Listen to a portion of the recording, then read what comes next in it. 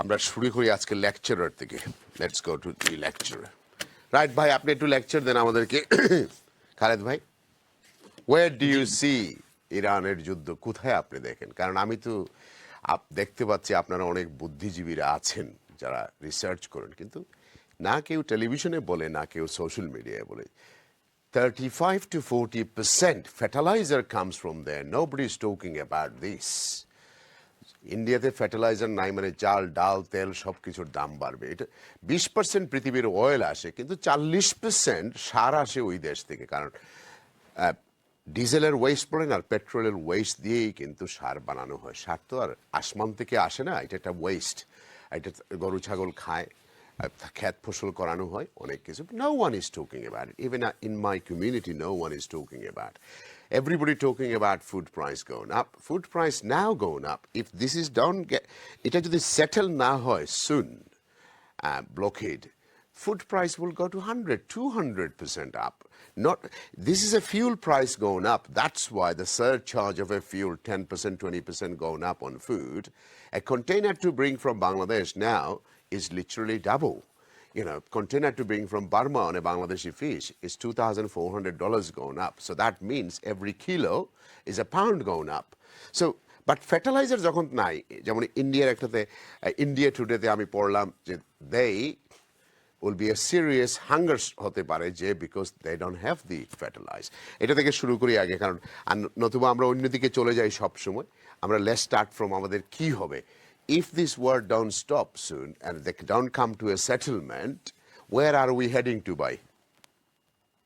জি, আসলে ইরান এবং যুক্তরাষ্ট্রের এই যে বর্তমান যুদ্ধ, এইটার কারণে বিশ্ব অর্থনীতি, বাণিজ্য, রাজনীতি সবকিছু একটা অস্থির সময় পার করছে।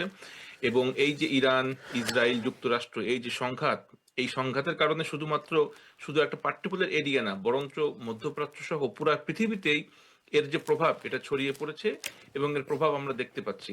আপনি যে বিষয়গুলো উল্লেখ করলেন, এর পাশাপাশি আইএমএফও এটা মেনশন করেছে যে পুরা পৃথিবীতে যে অর্থনৈতিক প্রবৃদ্ধি যেটা প্রতি বছর হয় সেটা সিগনিফিকেন্টলি কমে যাবে।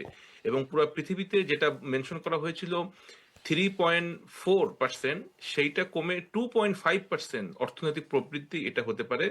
এবং যুক্তরাজ্যের ক্ষেত্রে যেটা মেনশন করেছে যে জানুয়ারিতে যেখানে প্রবৃদ্ধি ছিল বেশি, সেইখানে 0.8 সেটা কমে গিয়েছে এই জানুয়ারি থেকে এপ্রিলের ভিতরেই। এবং আমাদের রিপোর্টেও আমরা দেখলাম যে এই যে ধারা এটা যদি চলমান থাকে এবং এখনো যদি আজকেও যদি যুদ্ধটা বন্ধ হয়ে যায়, তারপরেও এর প্রভাব কাটিয়ে উঠতে অন্তত 6 মাস লাগবে আর কি। এবং আশঙ্কা করা হচ্ছে যে 2008-9 সালের যে ওয়াল স্ট্রিট ক্রাইসিস, অর্থনৈতিক মন্দা, করোনার সময়ও যে অর্থনৈতিক মন্দা ছিল, এর থেকেও আরো ক্ষতিকর অর্থনৈতিক প্রভাব পৃথিবীতে আসতে পারে। Yes. এখন আমাদের কি করণীয়? আমাদের করণীয় হচ্ছে যে বিশ্ব নেতৃবৃন্দকে এইটা বুঝতে হবে যে যে কোনো উপায়েই হোক, নেগোসিয়েশনের মাধ্যমে হোক, ডিপ্লোম্যাটিক ডায়ালগের মাধ্যমে হোক, এই যুদ্ধকে এখনই বন্ধ করতে হবে।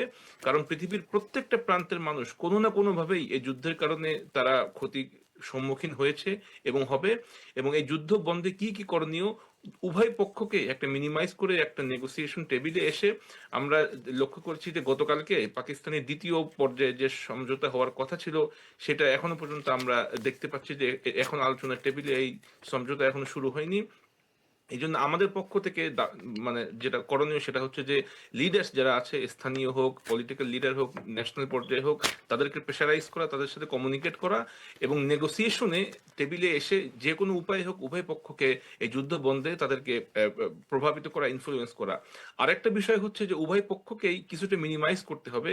এবং আমরা দেখলাম যে প্রথম পর্যায়ে যে নেগোসিয়েশন ছিল, সেখানে আমেরিকার পক্ষ থেকে 15টা পয়েন্টে দাবি দেওয়া হয়েছিল, ইরানের পক্ষ থেকে কাউন্টার 10টা পয়েন্ট বলা হয়েছিল। তবে সব দাবি তো প্রথম পর্যায়ে মেনে নেওয়া সম্ভব না। আমাদের মনে থাকার কথা যে ওবামার শেষ যে শাসনামল ছিল, 2015 সালে যে নেগোসিয়েশন হয়েছিল, সেই নেগোসিয়েশনটা তৈরি করতে প্রায় 20 মাসের মতো সময় লেগেছিল। 20 মাসের মতো সময়ের পরে যেটা 2018 সালে ট্রাম্পের প্রথম পর্যায়ে সেটা ক্যান্সেল করে দেয়। আর এই পর্যায়ে আমরা দেখলাম যে ইসলামাবাদে ইরান এবং যুক্তরাষ্ট্রের ভিতরে যে নেগোসিয়েশনটা হয়েছিল সেটা শুধুমাত্র 21 ঘন্টার। তো যেহেতু এটা অনেক বড় একটা ব্যাপার, 21 ঘন্টায় তো অবশ্যই সকল বিষয়ে সমাধান করা যাবে না। তবে পুরা বিশ্ব আশা করেছিল যে অন্তত কয়েকটা পয়েন্টে যদি তারা এগ্রি করে, তার উপর ভিত্তি করে পরবর্তীতে হয়তো ডিপ্লোম্যাটিক ডায়ালগ চলতে পারে এবং ক্রমান্বয়ে হয়তো একটা নেগোসিয়েশন হতে পারে এবং যুদ্ধ পরিস্থিতি থামতে পারে। তবে বর্তমানে যেটা আমরা লক্ষ্য করলাম সেটা হচ্ছে যে এটা আমাদের দুর্ভাগ্য যে বর্তমান বিশ্ব এমন একটা ব্যক্তির কবলে, যে ব্যক্তিকে তাদের নিজ দেশের মানুষজনই অবিশ্বাসী অথবা সত্য কথা বলে না, এই অভিব্যক্তিতে তাকে অভিহিত করে। এই কারণে ওই ব্যক্তির উপরে নির্ভর করা যায় না। এবং আমরা জানি যে গতকালকে যে নেগোসিয়েশন হওয়ার কথা ছিল ইসলামাবাদে, ভাইস প্রেসিডেন্ট উনি রওনা হয়েছেন বা রওনা হবেন এরকম কথাও বলা হয়েছে। পরবর্তীতে দেখা গিয়েছে যে আসলেই রওনা হয়নি এবং ইরানের পক্ষ থেকে কোনো ডেলিগেশন আসেনি, অথচ বলা হয়েছে যে ডেলিগেশন রওনা হয়েছে, উভয় পক্ষই আলোচনায় থাকবে। এই যে পরস্পর বিরোধী কথাবার্তা, যেখানে সত্য তথ্য থাকে না, অসত্য তথ্য থাকে, যেমন ওয়ার্ল্ড লিডার্স পর্যায়ে থেকে যখন এ ধরনের কথা আসে, তখন আসলেই বিশ্বাস করা, নেগোসিয়েশন করা এবং অপর পক্ষের উপর নির্ভর করে কোনো একটা যুদ্ধ পর্যায়ে নেগোসিয়েশন করা, Brother, thank এটা you. আসলে Thank অসম্ভব you. হয়ে Let's just move the subject slightly. Professor, our lecturer. আমরা ইরানের ইকোনমি ইতিমধ্যে যে স্যাংশনের চাপে ঝুঁকছে, ইনফ্লেশন 40%-এর উপরে। এই ওয়ার যদি দীর্ঘদিন থাকে, আপনি বলেছেন একটু আগে যে বিগিনিং অফ দ্য প্রোগ্রাম আপনি বলেছেন যে ওয়ার্ল্ডের ইকোনমিক ক্রাইসিস। এখন আমরা ওয়ার্ল্ড থেকে একটু সরে যাই, আমরা যাই বাংলাদেশের দিকে। ইউএইতে বাংলাদেশের 1 কোটি মানুষ কাজ করে, $21 billion they send in every 12 months. Total middle east. So total middle ইস্টেই ইরান মোটামুটি সবাইকে একটু ধাক্কায় রেখেছে। অনেক কনস্ট্রাকশন কাজ বন্ধ হয়ে গেছে ইউএইতে, দুবাইতে। সাউদিতে হয় নাই, বাট দুবাইতে 100% কনস্ট্রাকশন ইজ বসে আছে। Banks and everything else is very tough. মানুষ ডোন্ট গো আউটসাইড, এখনো আতঙ্কের মধ্যে আছে। That impact expert think will take 9 months to recover if everything become normal tomorrow. But it does not look like it is going to get normal in next few weeks. It might become, one of my brothers said in the left, it might become in Ukraine. People are not going to talk about it. Every few months there is 1 or 2 and life will just go as it is. That means Bangladesh will be verge of collapse. There will be depression in Bangladesh. This 1 crore is looking after 10 crore in Bangladesh, and they're feeding them and everything else. So let's forget about the world for a minute. We are all Bengalis. We are patriotic. Where do you see this is going to hit us? আপনার কথা শোনা যাচ্ছে না, mute হয়ে গেছে মনে হয়, একটু টিপা মারেন। জি জি বলুন। আপনি যে বিষয়গুলোর অবতারণা করলেন, আসলে এটা বাংলাদেশের জন্য খুবই প্রযোজ্য।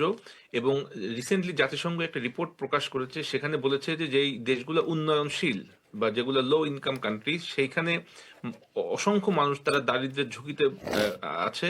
এবং আমরা জানি যে তেল হচ্ছে অন্যতম এমন একটা পণ্য, যেখানে এটা যদি বিঘ্ন ঘটে তাহলে এর প্রভাব আরো অনেকগুলো বিষয় এটা পড়তে পারে। এবং যে বিষয়গুলো আপনি বললেন, যে আমরা জানি যে বাংলাদেশের অসংখ্য মানুষ, প্রায় কোটিরও বেশি মানুষ, তারা মিডিল ইস্টে তারা কাজ করে থাকেন এবং রেমিটেন্স আমাদের অন্যতম একটা প্রধান বিষয়।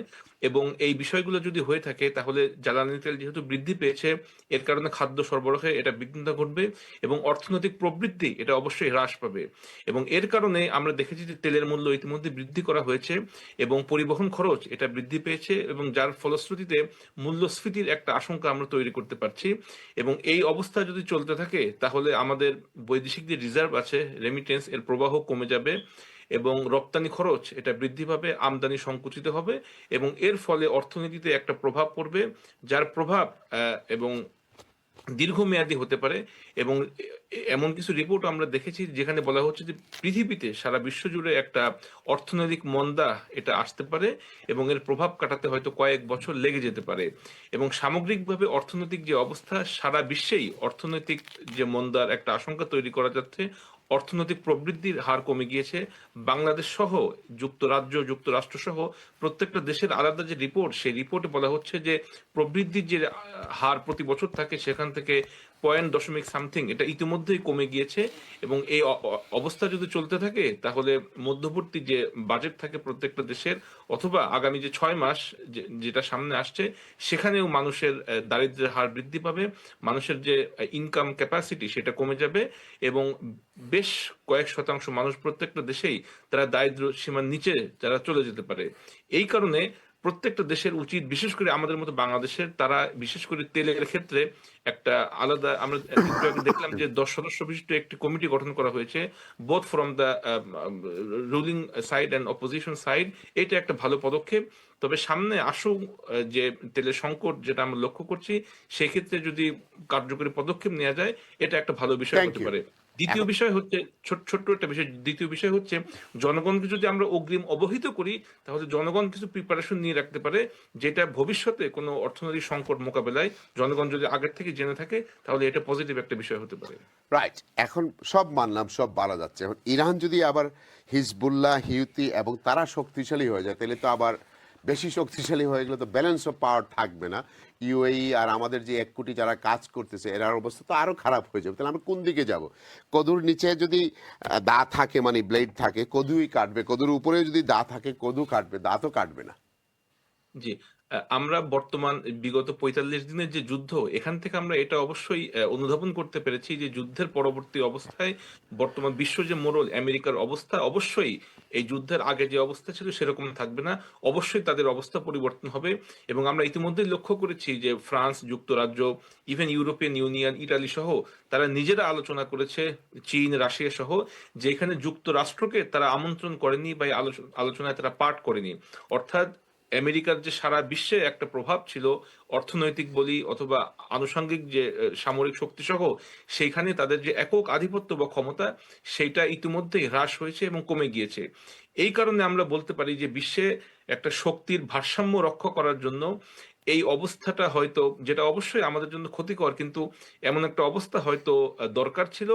এবং বিশেষ করে মধ্যপ্রাচ্যের যে আমাদের মুসলিম ভ্রাতৃপ্রতিম দেশগুলো আছে, তারা যদি এইটা হৃদয়ঙ্গম করতে পারে, অনুধাবন করতে পারে এবং অ্যাক্টিভলি যদি কিছুটা হলেও তারা কাজ করতে পারে, তাহলে আশা করা যায় যে বিশ্বে একটা ভারসাম্যমূলক অবস্থান তৈরি হবে এবং একক যে আধিপত্য আমেরিকার যেটা আছে বা যেটা ছিল, এটা অবশ্যই কমে যাবে। এবং আমরা আশা করছি যে হয়তো পৃথিবীর ক্ষমতা যেটা যেটা পশ্চিমে ছিল, সেটা হয়তো ক্রমান্বয়ে এশিয়া বা মধ্য এশিয়ার দিকে আসতে পারে। তবে এই ক্ষেত্রে মুসলিম দেশগুলোর একটা রিয়েলাইজেশন দরকার, যেটা আমি আগের প্রোগ্রামে বলেছিলাম, যে যে বিষয়কে আশঙ্কা করে বা আশা করে তারা বাহিরের শক্তিকে নিজেদের দেশে এনেছিল তাদের সিকিউরিটি দেওয়ার জন্য, অথচ দেখা গেল যে সেই কারণেই মূলত তারা আক্রান্ত হলো। এবং আমরা দেখলাম যে 17টারও বেশি বেজ আমেরিকায় আক্রান্ত হয়েছে, অসংখ্য আমেরিকান সৈন্য নিহত হয়েছে। এবং রিসেন্টলি আমরা যদি বিগত 50 বছরও দেখি, তাহলে দেখবো যে আমেরিকার কোনো যুদ্ধে তাদের সফলতার হার আমরা দেখি না। এবং আমেরিকার কাছে যুদ্ধবিরতি, এই যে বিষয়টা, এটাকে তারা মনে করে যুদ্ধে হার হয়েছে। এবং এখনো পর্যন্ত ইরান যে যুদ্ধে টিকে আছে, এই টিকে থাকাটাই হচ্ছে তাদের জন্য যুদ্ধে জয়ের সমতুল্য। অর্থাৎ আমরা দেখলাম যে শুধুমাত্র, আমরা জানি যে শক্তির ক্ষেত্রে ইরানের থেকে আমেরিকা অনেকটাই তারা শক্তিশালী, কিন্তু শুধুমাত্র টেকনোলজি, শুধুমাত্র যুদ্ধের কৌশল এবং সাহস, এইগুলো কারণে তারা এখনো পর্যন্ত টিকে আছে। এবং এখান থেকে আমাদের জন্য, বিশেষ করে বাংলাদেশের জন্য শিক্ষা হচ্ছে যে আমরাও যেন খুব ক্রুশিয়াল মুহূর্তে, গুরুত্বপূর্ণ সময়ের জন্য আমরা সিদ্ধান্ত একটু নিতে আমরা সময় নেই, এবং এই সিদ্ধান্তটা যেন সময়োপযোগী হয়, এবং আমরাও যেন একটা উন্নয়নশীল রাষ্ট্র হিসেবে সামনের দিকে এগিয়ে যেতে পারি। ডিপ্লোমেসিতে, সাহিত্য, কালচার, টেকনোলজি, স্ট্র্যাটেজি, এইসব ক্ষেত্রে গুরুত্বপূর্ণ। তাহলে হয়তো বাংলাদেশ সামনের দিনে এরকম যেমন গ্লোবাল ক্রাইসিস হবে, সেক্ষেত্রে আমরাও পাকিস্তানের মতো হয়তো ভূমিকা রাখতে পারবো। এবং যে অর্থনৈতিক ক্রাইসিস গুলো থাকে, অর্থনৈতিক থ্যাংক ইউ মন্দা ভাই, থাকে, এটা একটু সেক্ষেত্রে আমেরিকান আমরা স্বপ্নের মতো হয়ে গেল লাস্টের কথা। লাস্ট 30 সেকেন্ড ফ্রম ইউ, বড় ভাই। জি, জি, আমরা আশা করব নাগরিক হিসেবে এই যুদ্ধটা যেন খুব দ্রুতই বন্ধ হয়। এবং মধ্যপ্রাচ্যের যে অস্থির অবস্থা, যেটা আমরা দেখতে পাচ্ছি যে আমাদের বাংলাদেশের জন্য, আমাদের যে শ্রমিক ভাইরা আছে 1 কোটিরও বেশি, তারা যদি রেমিটেন্স যে প্রবাহ সেটা যদি কমে যায়, তাহলে দীর্ঘমেয়াদে আমাদের অর্থনীতির জন্য এটা ক্ষতিকর হবে। এই কারণে যুদ্ধ বন্ধে আমাদের প্রত্যেকের যে দায়িত্বশীল ভূমিকা, সেটা রাখার দরকার। আর দ্বিতীয় বিষয় হচ্ছে, বাংলাদেশের জন্য সামনের দিনগুলোতে মুসলিম বিশ্বের নেতৃত্ব দিতে পারে এমন স্ট্র্যাটেজি যেন এখন থেকে নিতে পারে। এই দুইটা আমার প্রত্যাশা আজকের অনুষ্ঠান থেকে। Thank you.